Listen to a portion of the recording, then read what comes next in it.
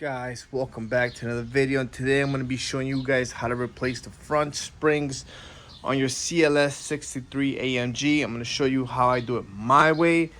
Let's go ahead and lift this bad boy up. Alright, before lifting the AMG up, let's go ahead and look at that gap. There's a significant gap.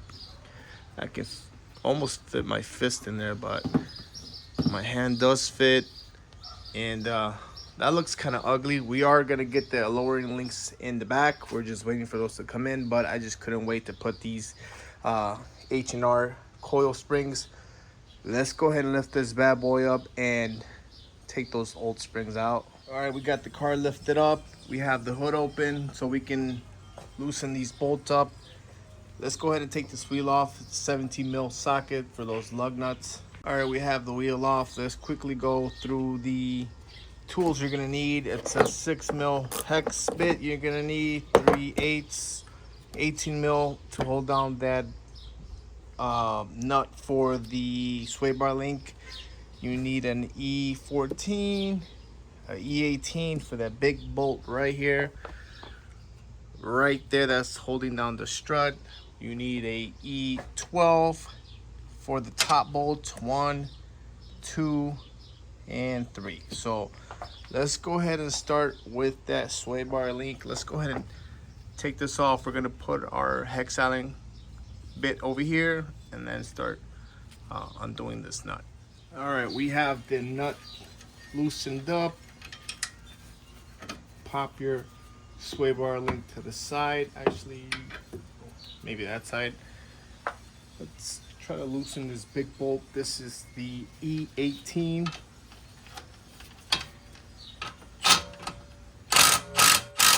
Actually, there's a nut that you have to hold down with a box wrench. Let me go get that right now. All right, box wrench, 21 mil.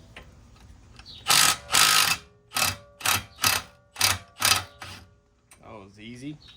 Just gonna leave that for now. I like to undo the bolts from on top, just a tad bit, not too much. We have the E12.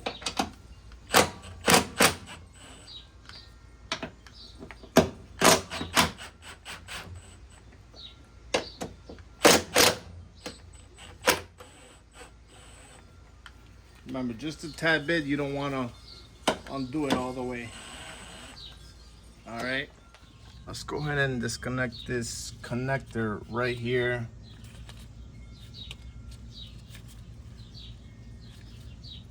From the actual shock. Connector has been removed from the shock. Let's go ahead and remove this plastic from the bracket. Now there is a plastic zip tie that's being held around the strut. Cut that off and you'll be able to take this bracket off. It's a one-time use. All right, we are back. We cut the strap off from the zip tie. Now you'll just leave this in place. You have this bolt, and then behind here you have the E14 one here and another one right there. So now if you want to jack it, that's what I'm going to do. I'm going to put a jack here so that way the spindle doesn't come all the way down. I'll be able to control how far it swings down. So I'm going to go ahead and put the jack, undo those 2 bolts, and then we'll drop it down from the top. All right, we have one of the E14 torques off.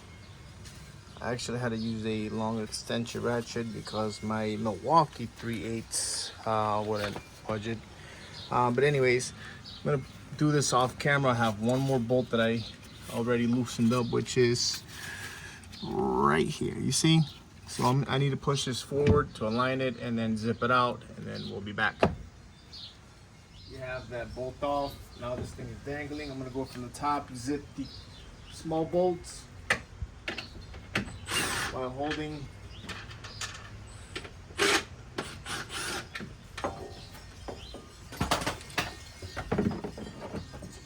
Very careful. There you go.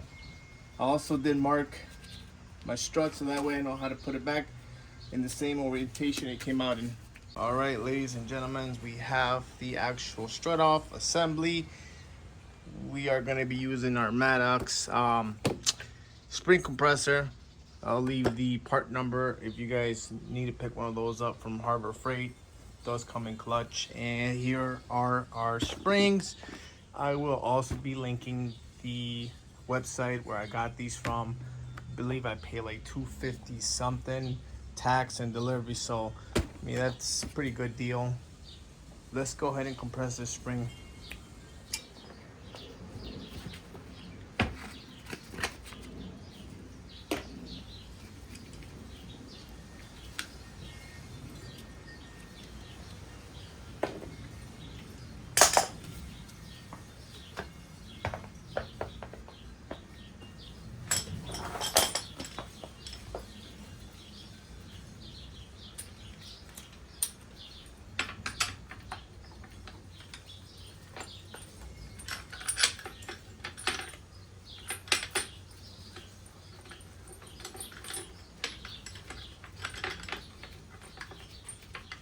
All right, I'm comfortable with this. We got the spring compressors on, 21 mil socket in there.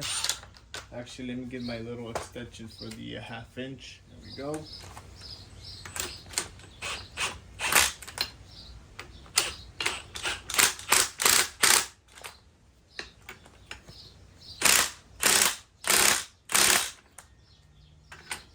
Now, always be careful when handling springs. You know, they can be dangerous, so just be careful with this stuff, all right?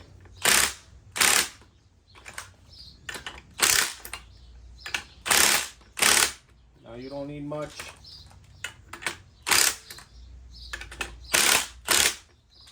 I think we're good there. Let's do the bolt. Be very careful.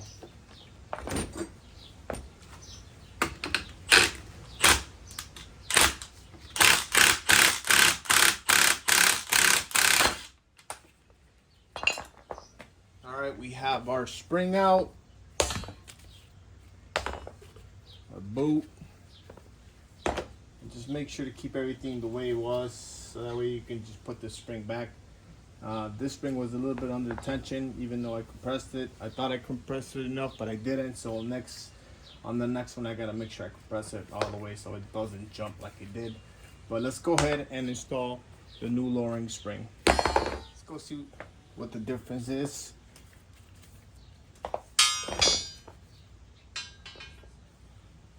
Definitely a difference. Springs are not that heavy, to be honest. They're not that heavy compared to ones from GM and all those domestic cars. Those are heavy. So make sure your thing is lined up over here.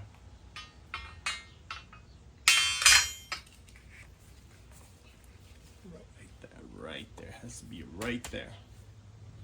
Your boot. These shocks are kind of beat up. I might have to replace these for sure.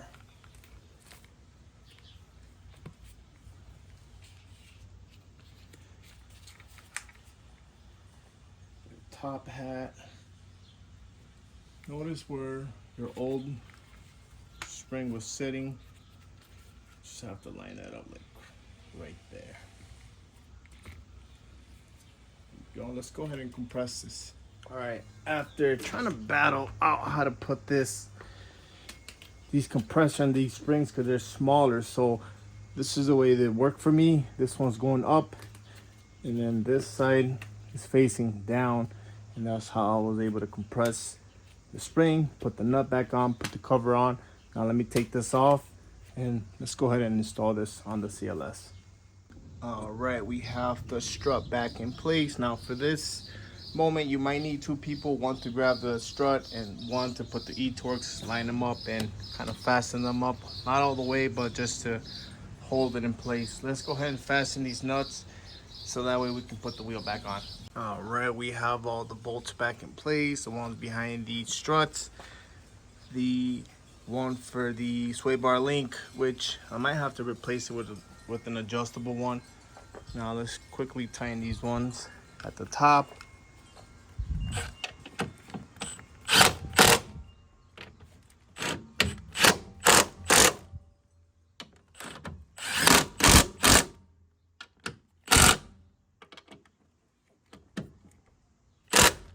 That should be good. Let me go ahead and do the other side real quick and finish up so I can drop this vehicle down and see what difference does it make. All right, we finally got both lowering springs in. Let's go ahead and lower this bad boy up and see how low this H&R coils are gonna get us. Let's go ahead.